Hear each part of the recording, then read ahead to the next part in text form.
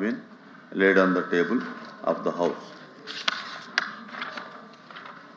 Heritage సంస్థకి అనుబంధంగా ఉన్న ఇందాపూర్ డైరీ టీటీడీకి నెయ్యి సరఫరా చేయడం మరియు తిరుపతి లడ్డూ ప్రసాదం అంశం గురించి చర్చించడానికి సభ్యులు డాక్టర్ మండుతోక అరుణ్ కుమార్, శ్రీ వై శివరామరెడ్డి, శ్రీ పివివి సూనాన్ రాజు ఇచ్చినటువంటి వాయిదా తీర్మానం తిరస్కరించడమైంది.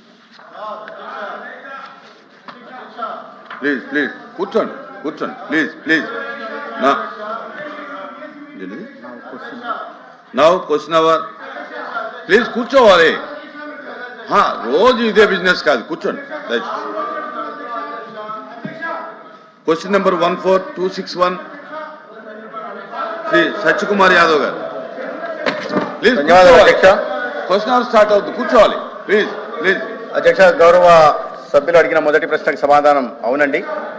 రెండో ప్రశ్నలో సమాధానం మీలో ఉద్యోగుల ఆరోగ్య పథకం మరియు వర్కింగ్ జర్నలిస్ట్ ఆరోగ్య పథకం కింద వర్తింపజేయబడిన వారు తప్ప రాష్ట్రంలోని పౌరులందరికీ కవరేజ్తో హైబ్రిడ్ విధానంలో సార్వత్రిక ఆరోగ్య బీమా పాలసీని అమలు చేయడానికి ప్రభుత్వం ఆమోదించింది.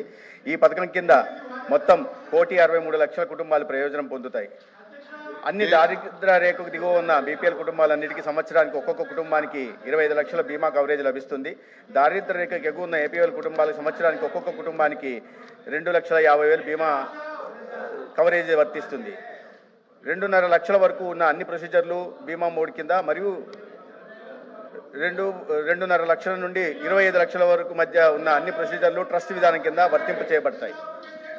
ధన్యవాదాలు అధ్యక్ష. ఈ రాష్ట్రంలో ఇది ఒక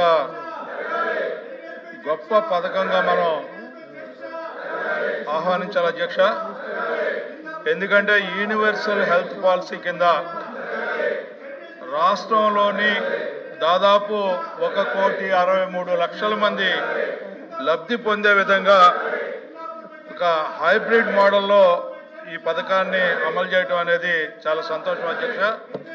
అయితే ఈ పథకాన్ని రాష్ట్రంలో ఉన్నటువంటి అన్ని ప్రైవేటు అదేవిధంగా ప్రభుత్వ హాస్పిటల్స్కి కేటాయించబడుతుందా అని చెప్పి నేను అడుగుతా ఉన్నాను అధ్యక్ష మీ ద్వారా మంత్రి గారిని.